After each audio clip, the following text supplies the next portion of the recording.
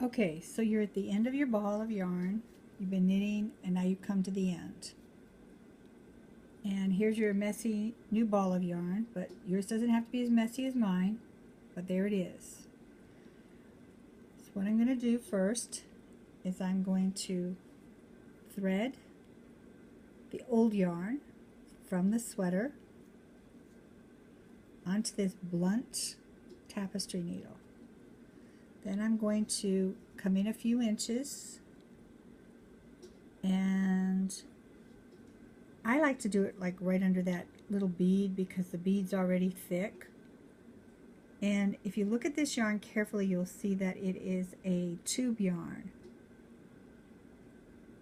So I'm trying to be able to show it to you and me see it at the same time. There you go.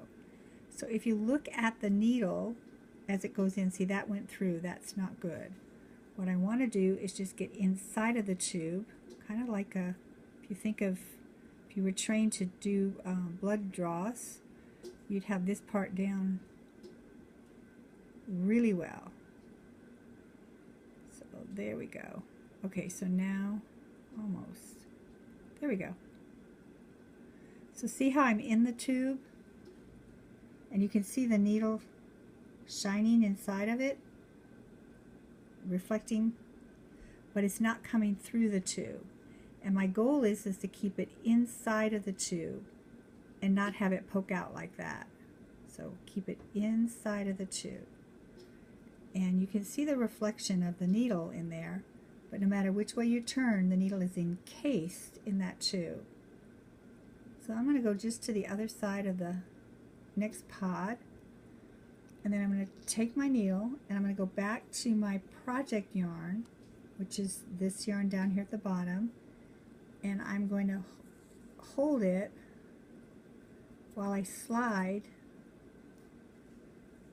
gently, gently coax, and the little nubs make this a little more challenging than if this was just a smooth tubed yarn. And I'm going to keep going until I can get my end out. Okay, so I've been pinching this so that I didn't pull it too much.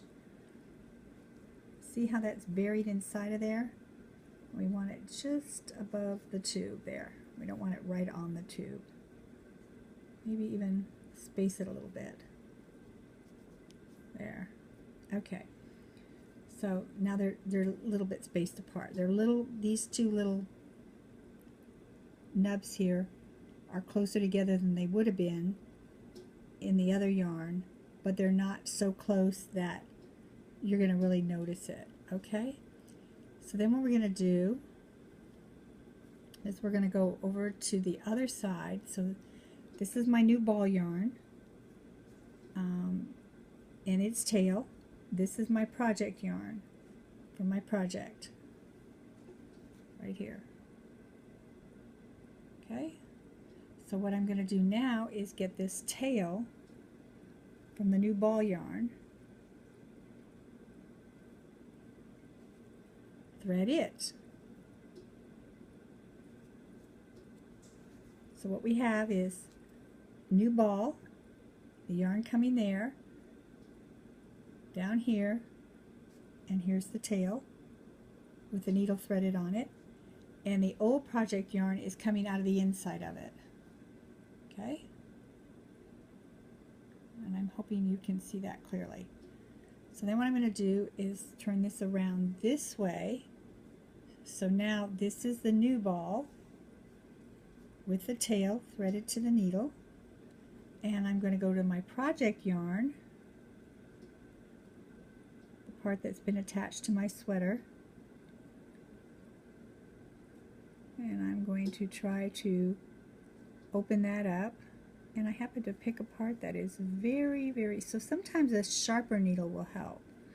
Sometimes a sharper needle just makes you pierce right through it, but sometimes a sharper needle will actually be easier to get into the start of it. So, and again, I can't go through.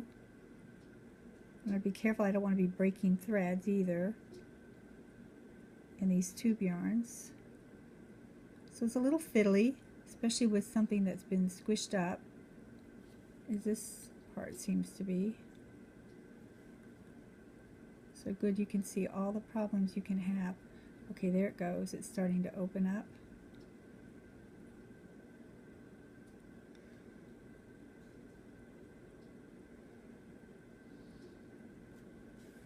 It's kind of twisted, so I'm going to untwist it a little bit. See if I can get it to open up more. There we go. Just patience. So see again how you can see that the needle is showing, but it's not coming through any of the threads. It's staying inside. See all the way around, you can see.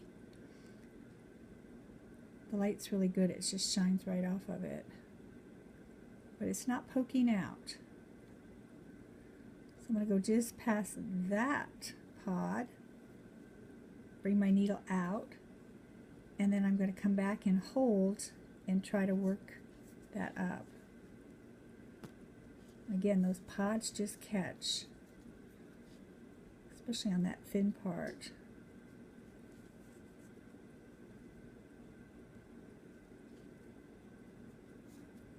There we go. It's a coaxing game. Then I'll take my one end out, take my needle and get rid of it. I don't need it anymore. And kind of straighten this out a little bit.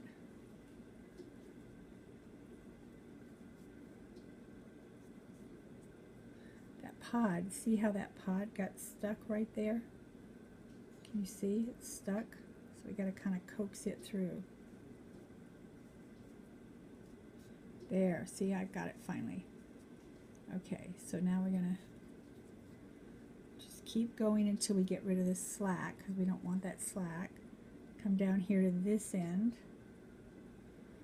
and pull that slack back out. There we go. So now we've got a nice, neat, see, this end, that end. I don't know if I can get it far enough away. I really can't. So we've got quite a bit of yarn threaded inside of each other. So then what you do is you kind of push back just a little bit, take your scissors and clip that tail,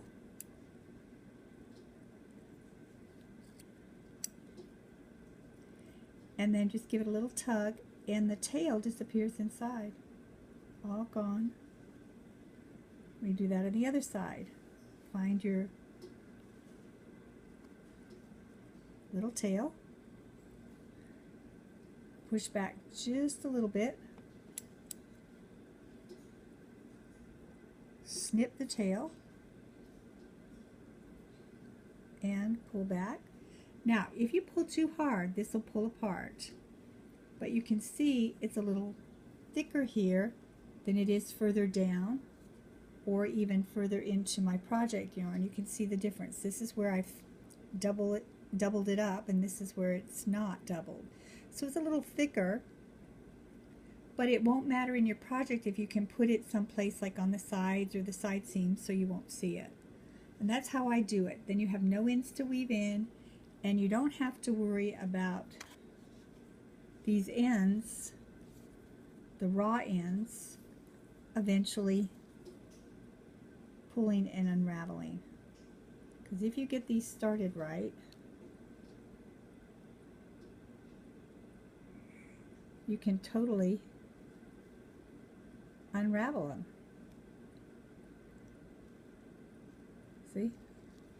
Little knitted tubes. So you don't want that in your sweater. So that's the whole idea behind weaving the ends in. Now they're gone. Otherwise you're going to have to weave your end in and then tie a little knot or put something there to keep that from eventually unraveling. Okay? Have fun.